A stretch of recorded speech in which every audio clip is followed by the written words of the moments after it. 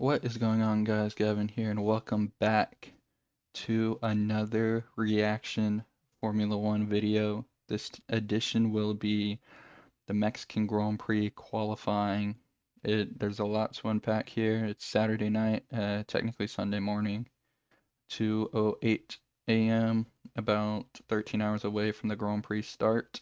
So let's get right into it with Q1.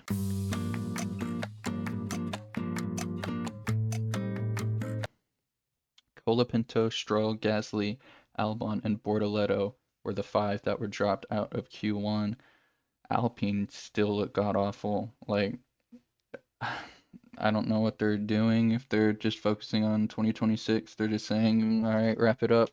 Let's not score any more points. Let's get that wind tunnel time and bring it for 2026. And just maybe I do think Colapinto has done enough other than this weekend to, be able to re-sign with Alpine. Obviously, the maximum for that Alpine isn't high, but last week getting into Q2, at times being quicker than Gasly like he was during the race last week. And yeah, I think he's flown under the radar really this week or this season just because he's an Alpine. And if he was in any other car, he would have had some drives that resulted in points. But yeah, they should, in my opinion, stick with Gasly and Colapinto for next season. And Albon out-qualified by Sainz again. That's six in a row now for Sainz. Mexico, Austin Sprint, obviously Austin Grand Prix, they both got disqualified. Baku, where he put it on the front row. Monza, Zandvoort, and Hungary. Spa was the last time that Albon out-qualified Sainz. And I'll talk about it later, but this is what we were looking for towards the beginning of the season for Carlos Sainz. Probably too far back to catch his teammate though. And Stroll obviously, P19 on the back row. Um, Aston Martin not there really this week.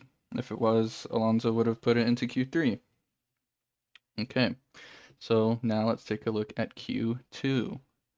The drivers eliminated were Lawson, Alonso, Hulkenberg, Ocon, and Tsunoda. Again, like I said, Aston Martin not really there, but a car that was there was the Racing Bulls, and Lawson couldn't beat Behrman into Q3. I think Racing Bulls and Haas have pretty similar car this weekend as they each both got one driver into Q3 and had one driver dropped. And yeah, Tsunoda needs to up his performance. Obviously, the Red Bull isn't as good as it's been, which is why Tsunoda was dropped. But he'll be starting in the points with Carlos Sainz's penalty, but maybe he'll have better race pace. Maybe he's been having better race pace than qualifying pace over the last few Grand Prix.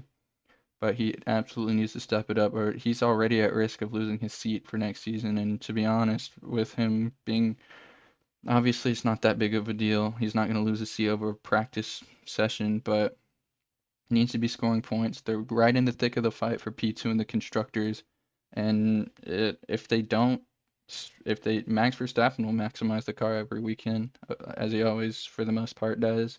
But if they lose that P2 and P3, then it'll be on Yuki Tsunoda. Okay.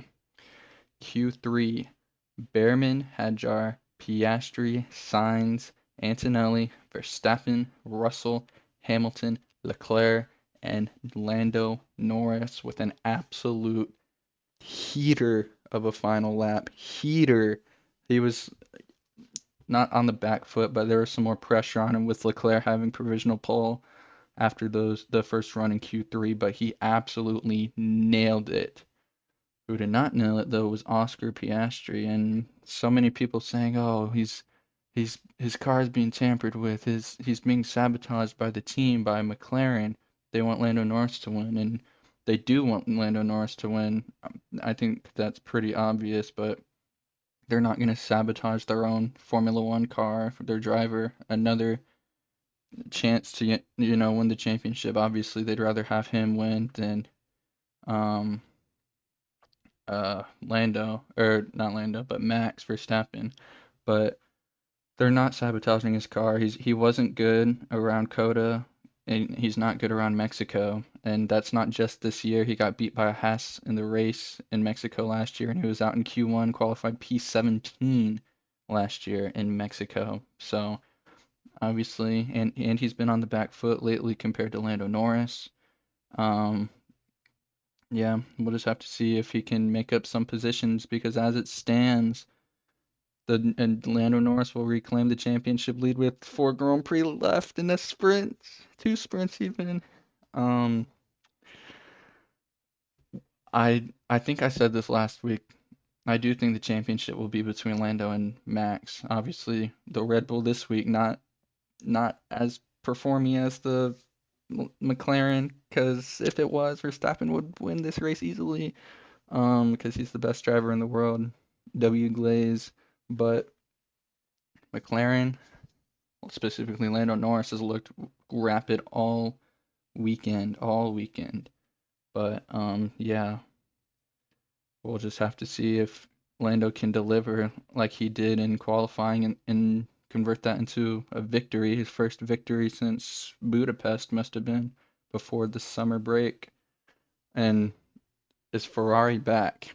They are just about 20 races too late, but they've put together not the end of the weekend last week in Austin, and now a front row and a P3, and they're on for a double podium possibly if Verstappen and Russell and all those other guys and Piastri can't recover positions. So we'll just have to see if they can convert it. Maybe even a victory. Hamilton get the slipstream out at the race start. We'll just have to see. Lando obviously isn't the best with his starts, but it'll be very exciting. I'm very excited to see this Grand Prix start. Um, my predictions might be on, like seriously.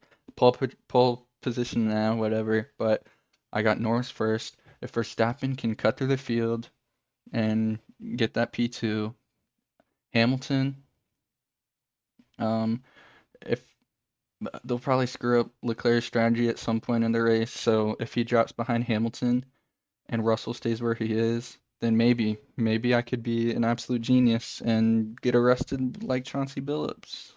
Shout out to him. But yeah, my my predictions could absolutely be on. So let me know what you guys think and if I'm absolutely wrong about this. And I guess I'll see you tomorrow. Thank you guys all for watching. Make sure to subscribe. See ya.